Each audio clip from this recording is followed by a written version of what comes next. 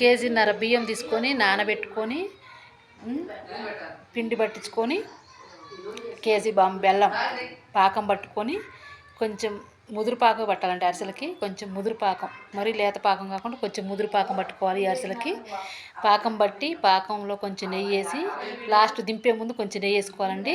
ఆ పాకం పూర్తిగా అయిపోయినాక దింపి కింద పెట్టుకొని ఆ పిండి మనం మరపట్టించుకున్న పిండిని బియ్యం పిండిని అందులో పాకంలో పోసి తిప్పి బాగా తిప్పినాక కొద్దిసేపు ఉన్నాక ఆ పాకం పిండి చల్లారినాక అరిసెలు అలగొత్తుకొని నూనెలో వేసుకొని అరిసెలు ఇట్లా కాల్చుకుంటే సూపర్ ఉంటాయి ఫ్రెండ్స్.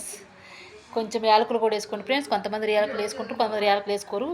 మేమైతే యాలకులు వేసుకున్నాం అరిసెలల్లో. మంచి మీరు కూడా కొద్దిగా వేసుకొని యాలకులు దంచేసుకోండి. అరిసెలు సూపర్ ఉంటాయండి. ఎంత బాగుంటాయి అరిసెలు, బాగున్నాయండి.